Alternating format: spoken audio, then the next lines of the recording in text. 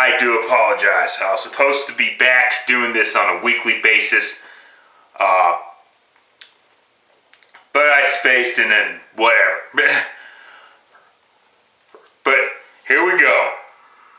Top 100 countdown continues tonight, but right now I'm going to focus on 80 through 71. Then the following video will be 70 through 61, and then tomorrow, or whenever I upload it, will be 60 through 51. So, here we go. Let's get on with this quickly. Coming in at number 80 is Arian Foster, and what a season Arian Foster had. Coming back from, I believe he came back from an injury. I could be wrong there, but yeah, had himself another Arian Foster type of season. A little low on the countdown, but it is what it is. Should be top 50. Yeah, so I say he should be still top 50, but whatever, it is what it is. 79, Marshall Yanda, guard for the Baltimore Ravens. He also fell from last year's countdown.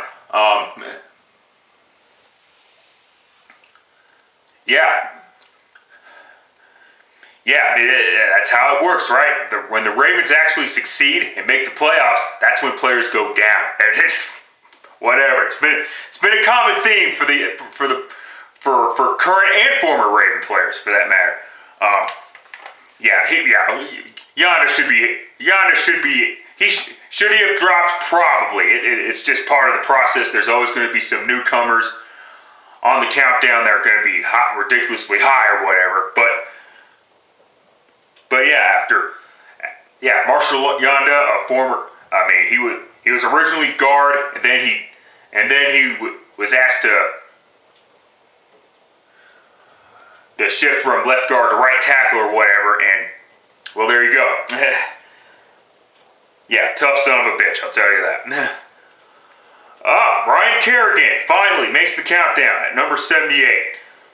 Linebacker for the Washington Redskins. Yeah, about freaking time. This guy is one hell of a fucking player. One of the bright spots for the Redskins defense. Finally getting some recognition there. 78 is just about right. Matt Ryan coming in at number 77, quarterback of the Atlanta Falcons. Overrated. And people are going to say, wait, how can you say that he's overrated? He's ranked lower than Cam Newton. Therefore, he's underrated. No, that's not how it fucking works. I'll get to more to that in a second. But the reason why, and I understand, Ryan had another good season from a statistical standpoint. And I also understand that the Falcons' offensive line was beat up. And I also understand that the Falcons' defense was the worst defense statistically in 2014. And that defense was a joke in 2014.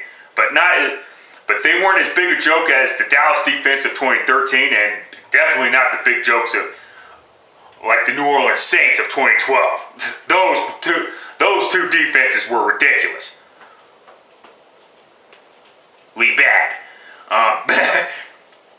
But back to Matt Ryan for a moment. The reason why he keeps getting the numbers is because he has at least a second option to throw to. Okay. He still has Julio Jones, and as his first option, his second option is Roddy White. I mean, White is getting older and shit like that, but that still counts. Of course, I think some of his weapons have gone out elsewhere, or whatever. I do believe Harry Douglas is gone. His third option, but whatever. And plus, he had an opportunity to beat the Carolina Panthers on the final game of the regular season to get to the playoffs, and he played like shit. He didn't do anything. Falcons defense sucked too, but give me a fucking break. No way. Plus, he's overrated because he's ahead of Flacco. fucking bullshit. Oh, but Flacco had a great defense, unlike Matt Ryan. True, but defense is only part of the game. The other part is offense. That's what. Yeah. So whatever. 76. Senderick Marks, defensive tackle of the Jacksonville Jaguars. I'm surprised that the Jaguars actually have a talented player on the team. He deserves the nod, I mean, especially after what he did last year. Of course,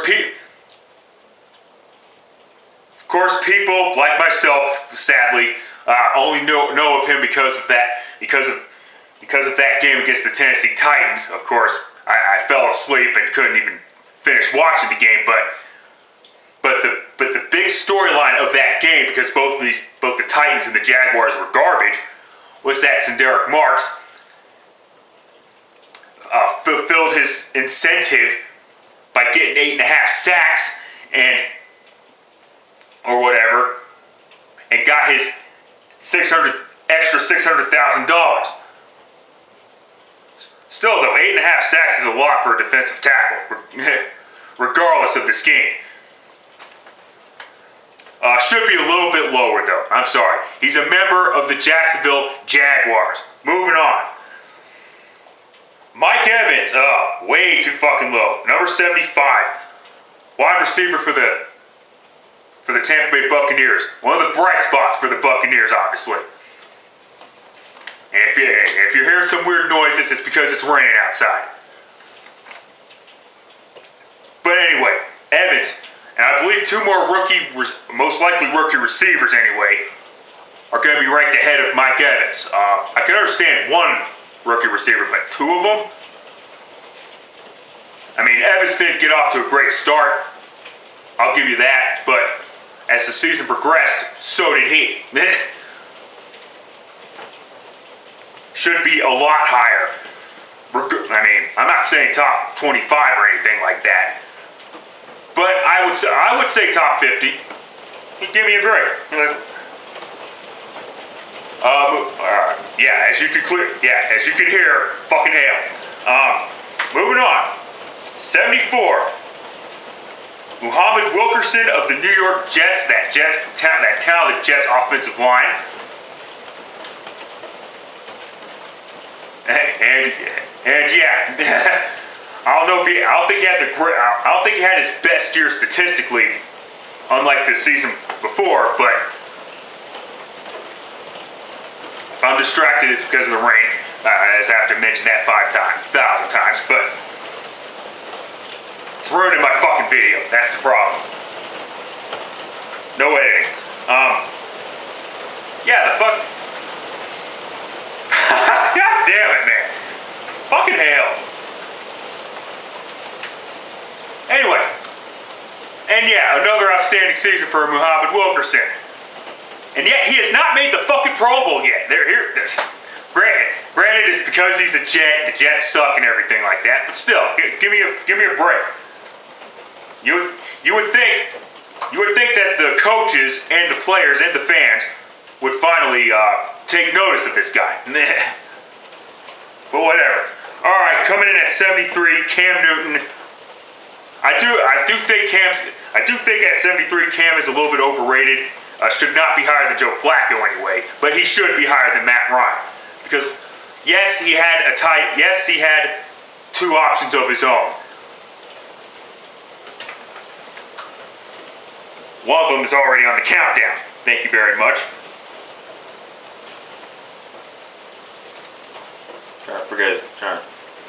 Trying to find him. Oh yeah, Greg Olsen. Yeah, Olsen, and of course Kelvin Benjamin. But after those two, who the fuck does he have left? Nothing but threes and fours, basically. I mean, if that, fours and mostly fours. I mean, give me a fucking break. Plus in that game against the Seattle Seahawks, the second game, not the first game, the second game, even though the Panthers got blown out, and Cam didn't play well statistically, but he played like he belonged in that fucking game.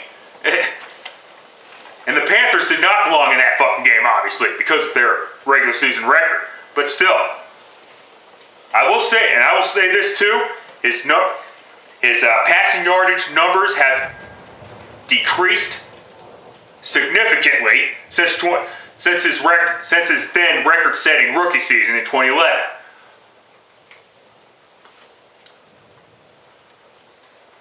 So I agree, he's a little bit overrated, but but at least people are starting to take notice of his progression as a passer. Like him or not, he has improved on his passing game. He still runs the ball a whole lot, and of course, we all remember about that fucking car accident that he had, or whatever. Some would call it staged or whatever, and it's very possible. It's kind of hard to believe in anything anymore, but whatever. 73, whatever. I don't know, don't really care. My jury's still out on Cam. No, my jury's not out on Cam. Cam, like I said, Cam belongs. But fucking tired. It's been 2 weeks. Whatever. All right, coming in at 72 is Kyle Williams of the Buffalo Bills. He also dropped in the countdown a little bit. Of course, we know Mario Williams is going to make the countdown again, and whatever. But yeah, another good season in Buffalo. Not much more needs to be said, really. And coming in at 71, linebacker of the Green Bay Packers, Julius Peppers.